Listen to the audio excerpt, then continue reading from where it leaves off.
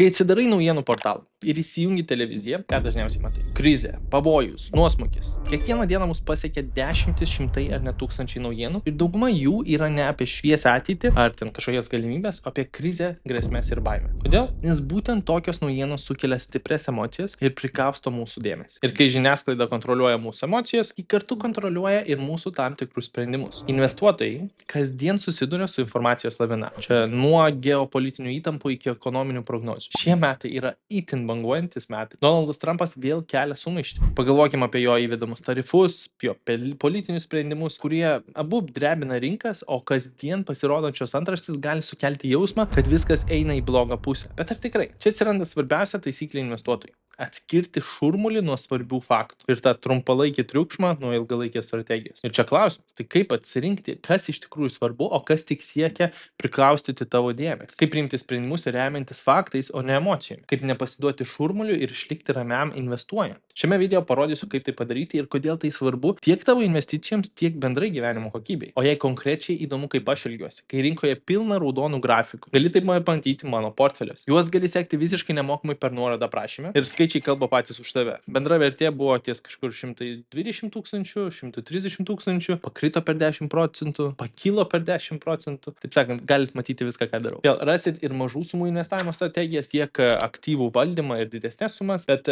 judam prie temos. Pagrindinis žiniasklaidos tikslas - tavo dėmesys. Daugiau dėmesio reiškia daugiau paspaudimų, daugiau reklamos pinigų, daugiau pelno. Ir kasgi sulaukia daugiau dėmesio? Gal rinkos griūva? Šitą visi skaito. Investavimas turėtų būti nuobodus. Niekam neįdomu. Negatyvios naujienos veikia stipriau nei teigiamos ir tai nėra atsitiktinumas. Mūsų smegenys evoliucijos eigoje išmoko greičiau reaguoti į pavojų nei į galimybę. Todėl, kai tik pamatai antraštę, kuri tave gąsdina, tavo instinktas šaukia, reikia veikti dabar. Bet ar tikrai? Žiūrėk, kai tik pasirodo antraštės apie recesiją, daugybė investuotojų paniškai parduoda akciją. O tada, kai situacija primsta ir viskas stabilizuojasi, tie patys žmonės jaučia, kad praleido progą ir perka už brangiau. Taip rinka ir sukasi. Nuo baimės iki euforijos ir žiniasklaida kiekvieną ciklą tik dar labiau užaštrina.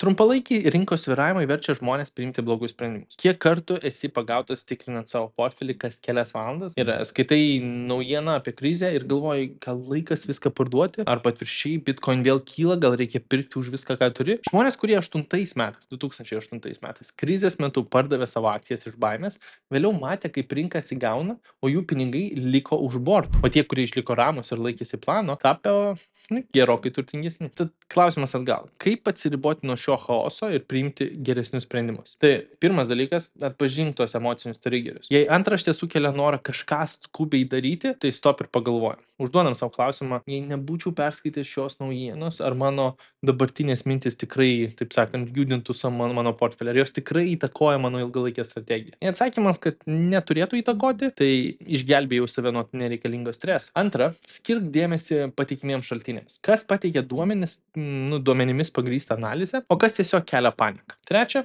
atsijok triukšmą nuo esmės. Paklaus savęs, ką ši naujiena reiškia būtent per 10-metį, per 20-metį. Jei šiandieninė drama neturės jokios reikšmės po 5 metų, tai tik laikinas triukšmas. Galiausiai pasinaudok naujienomis savo naudai. Jei visi panikuoja ir parduoda, galbūt tai gera proga pirkti. Jei visi euforijoje ir perka, galbūt laikas būti truputį atsargiam ir investuoti periodinės sumas, kurias mes esame nusistatę per savo ilgalaikį planą. Ir kadangi ne tik investuoju ir tuo dalinuosi, bet ir kuriu turinį apie finansus, dėl to esu dar labiau bombarduojamas informacija iš visų pusių. Tai yra viena iš priežasčių, dėl ko nusprendžiau sukurti ir naujienų rubriką, kur aptariu mano nuomonę svarbiausias ir įdomiausias savaitės naujienas. Nebandant sukelti paniką, o aiškiai išdėstant faktus ir pabrėžiant, kokia reali įtaka investuotojui gali būti dėl konkrečių naujienų. Ir kaip aš čia pats nepasimetu visame šurmulyje, asmeniškai aš laikausi vienos paprastos, bet itin stiprios taisyklės. Laikas rinkoje laimi prieš rinkos spėlionės. Ir tai galim paremti statistiškai. Praleidus 10 geriausių rinkos dienų per 20-metį, tavo portfelis gali sumažėti daugiau nei per pusę. Ar sugebėsi nuspėti geriausius užėjimo taškus sekdamas naujienas? Aš tikrai nesugebėčiau ir netgi nenorėčiau skirti tiek laiko, bandydamas juos nuspėti. Kaip viso to tada išvengti ir neprisijimti tokio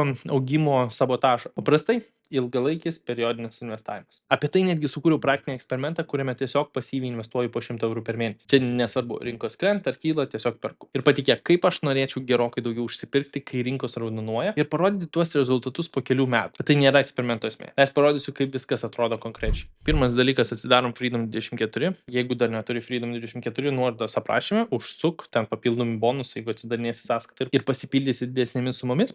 O mes keliaujam į S&P 500 portfelį. Tai vėl, efektyvų, mano pagrindinis portfelis apie 1000 subscriberių turi, apie S&P 500 apie 100. Tai reiškia, kiekvieną kartą, kai perku tą patį įrankį, visi žmonės gauna e-mail. Dabar VUA, vienintelė pozicija, 98%. Taip sakant, tiesiog periodiškai investuoju į tą patį.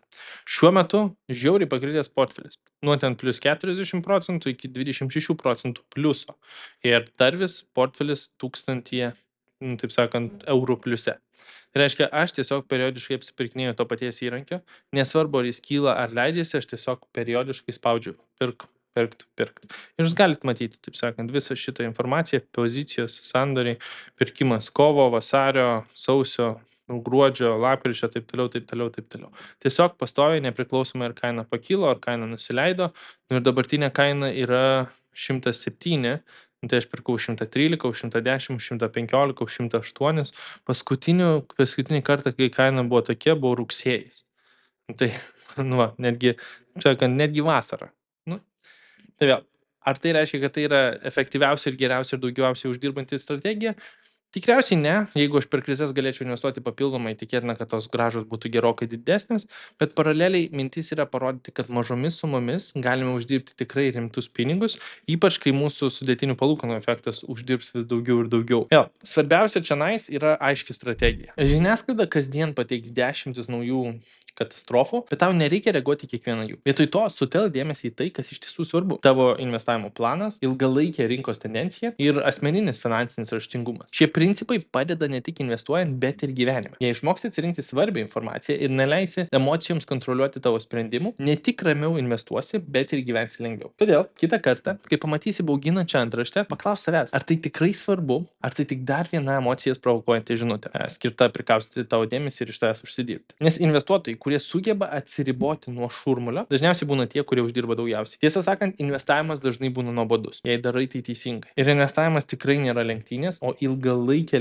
kelionė. Čia nesprintas, taip sakant. Rinkos gali būti triukšmingos, bet tavo sėkmė priklausys ne nuo reakcijos į naujienų antraštės, o nuo gebėjimo laikyti strategijos nepaisant antraščių. Kuo greičiau pradėsi atskirti šurmulį nuo tikrų faktų, tuo lengviau valdysi ne tik savo investicijas, bet ir savo emocijas. Ir čia reikia suprasti, kad rinkos visada judės. Vieną dieną viskas atrodo labai blogai, kitą dieną optimizmas sugrįžta, bet tie, kurie laikosi aiškios investavimo strategijos, dažniausiai išvengia streso ir ilgainiui uždirba daugiau. Gerai, tiek šiam kartui. Tikiuosi padėjo epizodas truputį nurimti su šiuo dabartiniu šurmuliu rinkoje. Taip pat nepamiršk, kad visos nuorodos ir mano portfelį yra aprašyme. Prisijunk prie Facebooko bendruomenės, kur turim virš 2000 žmonių, kurie susidomėję investavimu ir apskritai diskusijomis apie investavimą, kurie tikrai galėtų tau padėti. Paraleliai, jeigu turi specifinių klausimų apie investavimą, tai kiekvieną šeštadienį darau klausimų atsakymų sesiją ir komentuoju specifinius jūsų klausimus. Tai tiesiog čia paskutinis epizodas, žvilgtelk, gal sudomins, ir palik komentarą po šiuo epizodu, jeigu nori, kad atsakyčiau į tavo klausimą. Tiek šiam kartui, žvilgtelk į epizodą ir iki kito epizodo.